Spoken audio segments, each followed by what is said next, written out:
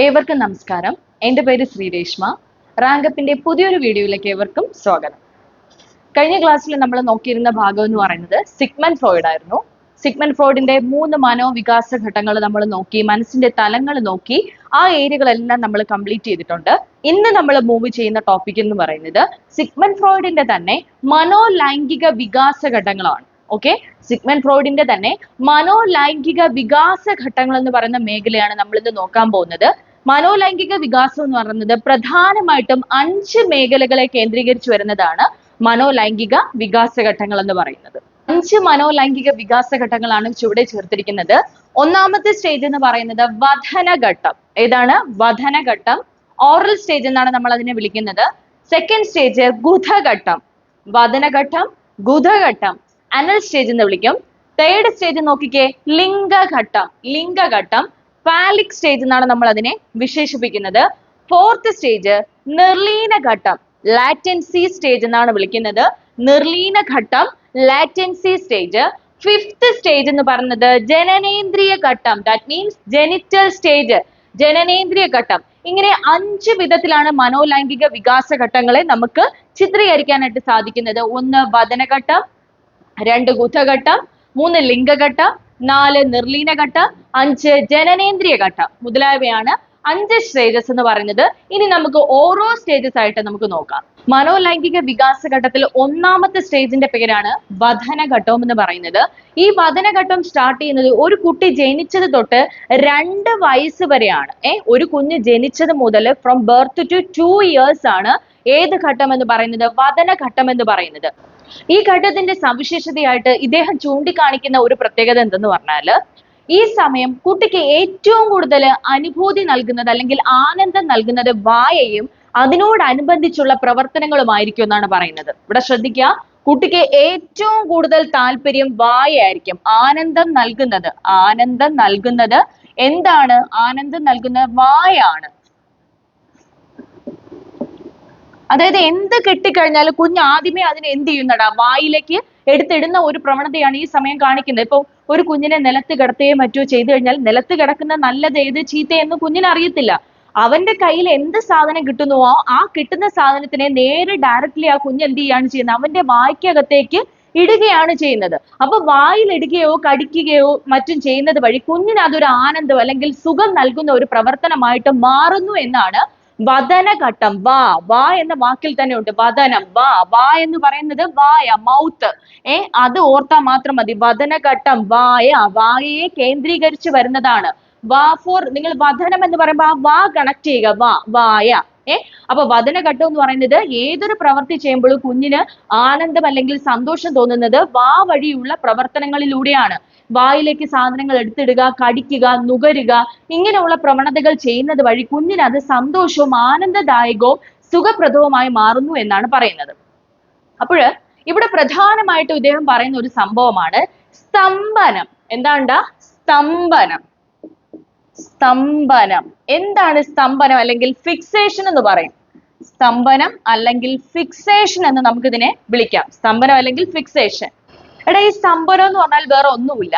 അമ്മയുടെ പരിചരണം വേണ്ട വിധത്തിൽ കുഞ്ഞിന് ലഭിക്കാതെ വരുമ്പോൾ കുട്ടികളിൽ ഉണ്ടാകുന്ന ഒരുതരം അവസ്ഥയെ വിളിക്കുന്ന പേരാണ് സ്തംഭനം. നോട്ട് ചെയ്യുക, അമ്മയുടെ പരിചരണം ലഭിക്കാണ്ട് വരുമ്പോൾ കുട്ടികളിൽ സംഭവ്യമാകുന്ന ഒരു അവസ്ഥയാണ് സ്തംഭനം എന്ന് പറയുന്നത്.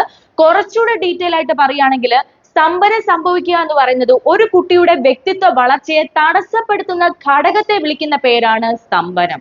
മനസ്സിലാവുന്നുണ്ടോ? ഒരു വ്യക്തിയുടെ വ്യക്തിത്വ വളർച്ചയിൽ തടസ്സമായി പ്രവർത്തിക്കുന്ന ഘടകത്തെ വിളിക്കുന്ന പേരാണ് സ്തംഭനം. ഈ സ്തംഭനം എന്ന് പറയുന്ന പ്രശ്നമുള്ള കുട്ടികൾ വളർന്നു വലുതായി വരുമ്പോൾ അവരിൽ കാണപ്പെടുന്ന ഒരു സിംറ്റം എന്താണെന്നറിയോ? സ്തംഭനം സംഭവിച്ച കുട്ടികൾ വളർന്നു വലുതായി വരുമ്പോൾ അവരിൽ പക, അസൂയ, ദേഷ്യം, വിദ്വേഷം, മദ്യപാനം, പുകവലി, ഇങ്ങനെയുള്ള പല പ്രവണതകളും അവരിൽ വർദ്ധിച്ചു വരാനുള്ള സാധ്യതകൾ കൂടുതലായിട്ടാണ് എന്ത് ചെയ്യുന്നത്? കണ്ടുവരുന്നത് എന്നാണ് പറയുന്നത്. ശ്രദ്ധിക്കുക, വദനഘട്ടം എന്ന് പറയുന്നതിൽ നിങ്ങൾ ശ്രദ്ധിക്കേണ്ട ഒരു കാര്യം എന്ന് പറയുന്നത് സ്തംഭനം എന്ന പോയിന്റ് ആണ്. ഇവിടെ മാതാവിന്റെ വേണ്ടത്ര പരിചരണം ലഭിക്കാത്ത കുട്ടിക്കാണ് സ്തംഭനം സംഭവിക്കുന്നത്. സ്തംഭനം എന്ന് പറഞ്ഞ ഒരു വ്യക്തിയുടെ വ്യക്തിത്വ വികാസത്തെ തടസ്സപ്പെടുത്തുന്ന ഘടകമാണ് സ്തംഭനം.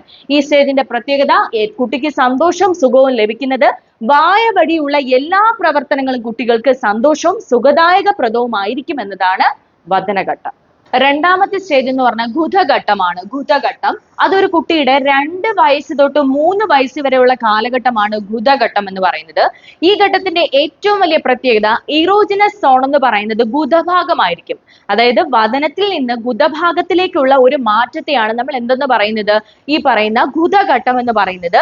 ഇവിടെ കുട്ടിയുടെ ഇറോജിനസ് സോൺ, അതായത് ലൈംഗികമായി കുട്ടിക്ക് ഒരു താല്പര്യം തോന്നുന്ന ഭാഗം എന്ന് പറയുന്നത് എവിടെയാണ്, നമ്മുടെ ഗുദഭാഗമായിരിക്കും. ഗുദഭാഗത്തെ കേന്ദ്രീകരിച്ച് വരുന്ന ഒരു ടൈമാണ് സെക്കൻഡ് സ്റ്റേജ്, 2 തൊട്ട് 3 വയസ്സ് വരെയുള്ള ഈ സ്റ്റേജ് എന്ന് പറയുന്നത്.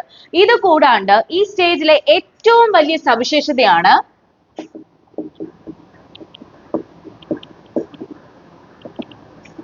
ടോയ്ലറ്റ് ട്രെയിനിങ് എന്ന് പറയും. എന്താണ് ടോയ്ലറ്റ് ട്രെയിനിങ്? ഈ കാലഘട്ടത്തിലെ ഏറ്റവും വലിയ സവിശേഷതയായിട്ട് കാണിക്കുന്നതാണ് ടോയ്ലറ്റ് ട്രെയിനിങ് എന്ന് പറയുന്നത്.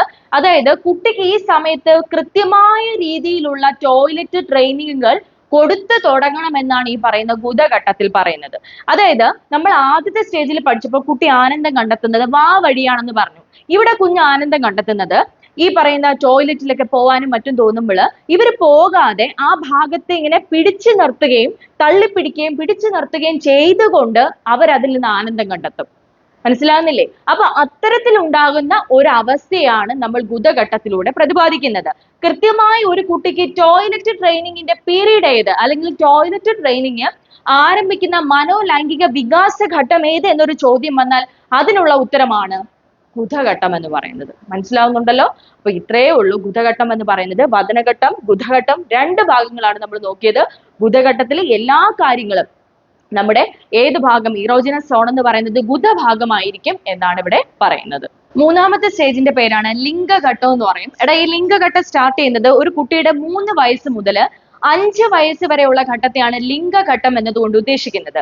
ലിംഗഘട്ടത്തിന്റെ ഏറ്റവും വലിയ പ്രത്യേകത എന്ന് പറയുന്നത് ലൈംഗികമായിട്ട് നമുക്ക് തോന്നുന്ന ഒരു ഇഷ്ടങ്ങൾ, അല്ലെങ്കിൽ ലിംഗഭാഗത്തെ കേന്ദ്രീകരിച്ചോ ലൈംഗികമായി തോന്നുന്ന ഒരു തരം ഇഷ്ടമാണ് എന്തെന്ന് പറയുന്നത് ലിംഗഘട്ടം എന്ന് പറയുന്നത്. ദാറ്റ് മീൻസ് കുട്ടി ഏറ്റവും കൂടുതൽ ആനന്ദം കണ്ടെത്തുന്നത് ലിംഗഭാഗങ്ങളെ, ലൈംഗികമായിട്ടുള്ള അവയവങ്ങളിൽ തൊടുന്നതും തലോടുന്നതും വഴി കുട്ടി ആനന്ദം കണ്ടെത്തുന്ന ഒരു അവസ്ഥയെ വിളിക്കുന്ന പേരാണ് ലിംഗഘട്ടം എന്ന് പറയുന്നത്. എന്നാൽ ലൈംഗികമായ കാര്യങ്ങളെ പറ്റി അവർക്ക് മാനസികമായിട്ടോ ശാരീരികമായിട്ടോ ഉള്ള പരിപക്വനമോ അല്ലെങ്കിൽ അറിവോ ഒന്നും തന്നെ ഉണ്ടായിരിക്കത്തില്ല. ലൈംഗികമായ അവയവങ്ങളെ തൊടുന്നതും തലോടുന്നതും വഴി കുട്ടി ആനന്ദം കണ്ടെത്തുന്ന ഒരു സ്റ്റേജാണ് ലിംഗഘട്ടം എന്ന് പറയുന്നത്. മനസ്സിലാവുന്നുണ്ടല്ലോ? അപ്പൊ ഈ ലിംഗഘട്ടത്തിൽ കാണപ്പെടുന്ന ഏറ്റവും വലിയ സവിശേഷതയാണ് എന്തെന്ന് പറയുന്നത് പിതൃകാമന.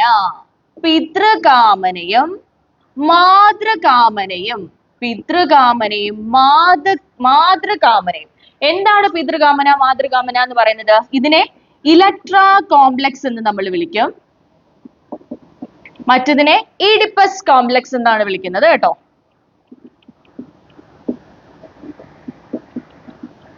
എന്താണ് പിതൃകാമന എന്ന് പറയുന്നത്? ഈ സ്റ്റേജിൽ ഉണ്ടാകുന്ന 2 അവസ്ഥകളാണ് പിതൃകാമനയും മാതൃകാമനയും എന്ന് പറഞ്ഞു. പിതൃകാമന എന്ന് പറയുന്നത് പെൺകുട്ടികൾക്ക് പിതാവിനോട് തോന്നുന്ന വൈകാരികമായ അടുപ്പത്തെ അല്ലെങ്കിൽ വൈകാരികമായി തോന്നുന്ന ഒരു ഇഷ്ടത്തെ വിളിക്കുന്ന പേരാണ് പിതൃകാമന എന്ന് പറയുന്നത്. എന്നാൽ എന്താണ് മാതൃകാമന? അതായത് ആൺകുട്ടികൾക്ക് മാതാവിനോട് തോന്നുന്ന വൈകാരികമായ അടുപ്പത്തെ വിളിക്കുന്ന പേരാണ് മാതൃകാമന എന്ന് പറയുന്നത്. മനസ്സിലാവുന്നുണ്ടോ? ലിംഗഘട്ടത്തിൽ എമർജ് ചെയ്യുന്ന 2 ഫീച്ചറുകളാണ് പിതൃകാമനയും മാതൃകാമനയും എന്ന് പറയുന്നത്. പിതൃകാമന പെൺകുട്ടികൾക്ക് പിതാവിനോട് തോന്നുന്ന ഒരു വൈകാരികമായ അടുപ്പമാണ് പിതൃകാമന.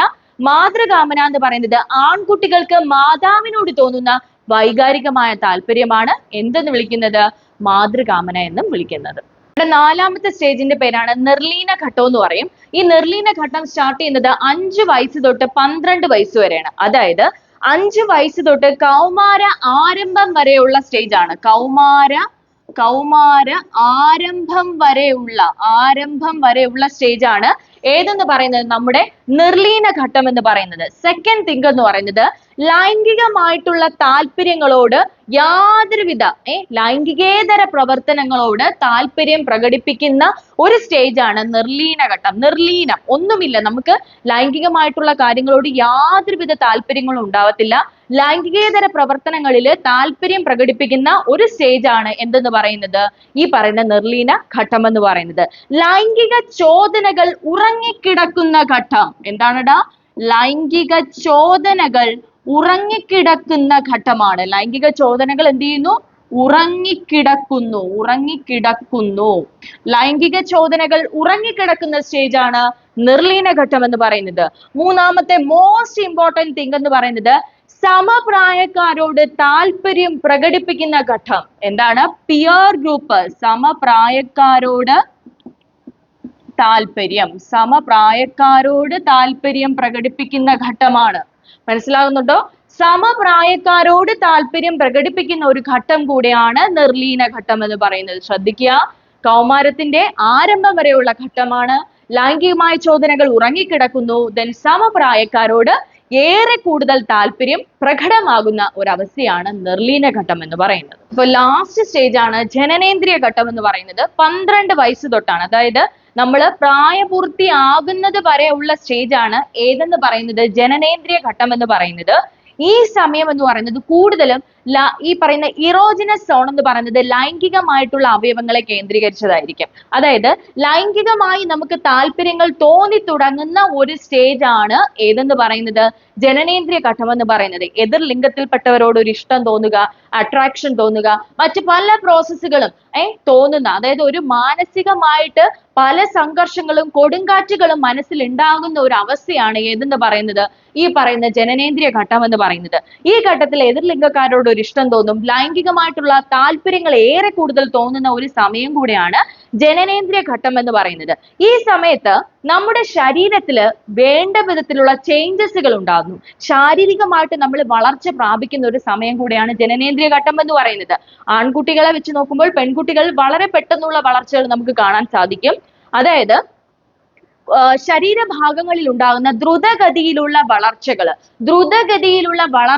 സൂചിപ്പിക്കുന്ന ഒരു സ്റ്റേജ് കൂടെയാണ് ജനനേന്ദ്രിയ ഘട്ടം എന്ന് പറയുന്നത്. ഓക്കെ ആണല്ലോ? അപ്പൊ മനോലൈംഗിക വികാസ ഘട്ടങ്ങളിൽ 5 സ്റ്റേജസുകളാണുള്ളത്. ഈ 5 സ്റ്റേജസുകൾ നമ്മൾ വിശദമായിട്ട് തന്നെ നമ്മൾ എന്ത് ചെയ്തിട്ടുണ്ട്, നോക്കിയിട്ടുണ്ട്. അതിൽ ഇനി ഒരു സംശയത്തിനോ അല്ലെങ്കിൽ അതിൽ നിന്ന് യാതൊരുവിധ കോംപ്ലിക്കേഷൻ ഉണ്ടാക്കുന്ന ഒരു സംഭവങ്ങളും തന്നെ ഇല്ല. വേണ്ട വിധത്തിലുള്ള എല്ലാ ഏരിയസുകളും 5 സ്റ്റേജസിൽ നിന്നുള്ളത് നമ്മൾ ക്ലിയർ ചെയ്ത് തന്നെയാണ് പോയിട്ടുള്ളത്. സിഗ്മണ്ട് ഫ്രോയിഡിന്റെ തിയറി നമ്മൾ ഫുള്ള് തീർത്തിട്ടുണ്ട്. ആ തിയറിയുടെ 3 ഏരിയസുകളാണ് പൂർണ്ണമായിട്ട് കവർ ചെയ്തിരിക്കുന്നത്. 3 ഏരിയസ് എന്ന് പറഞ്ഞാൽ മനസ്സിന്റെ ഘടന, മനസ്സിന്റെ 3 തലങ്ങള്, മനോലൈംഗിക വികാസ ഘട്ടങ്ങൾ എന്നും പറഞ്ഞാണ് ഫ്രോയിഡിന്റെ തിയറി നമ്മൾ 3 ലെവലായിട്ട് ക്ലാസിഫൈ ചെയ്തത്. ഈ 3 ലെവൽ ഓഫ് ക്ലാസിഫിക്കേഷനും ഫുള്ളി നമ്മൾ എന്ത് ചെയ്തിട്ടുണ്ട്, കവർ ചെയ്ത് തന്നെ പോയിട്ടുണ്ട്. ഇതിൽ നിന്ന് ഇനിയുള്ളത് നെക്സ്റ്റ് ലെവൽ എന്ന് പറഞ്ഞാൽ ക്വസ്റ്റ്യൻ പേപ്പർ ആണ്. അതിന്റെ പൂർണ്ണമായിട്ടുള്ള വിശദീകരണങ്ങളും വിശകലനങ്ങളും എല്ലാം അടുത്ത ക്ലാസ്സുകളിൽ നിങ്ങൾക്ക് ലഭിക്കുന്നതായിരിക്കും. അപ്പോൾ ആ സിഗ്മണ്ട് ഫ്രോയിഡിന്റെ ടോപ്പിക്ക് പൂർണ്ണമായിട്ടും വിശദമായ രീതിയിൽ തന്നെ റാങ്കപ്പിന്റെ ചാനലിലൂടെ നോക്കുക. അപ്പോൾ ടോപ്പിക്ക് കംപ്ലീറ്റ് ചെയ്തിട്ടുണ്ട്. എല്ലാവർക്കും മനസ്സിലായിട്ടുണ്ടെന്ന് തന്നെ വിശ്വസിക്കുന്നു.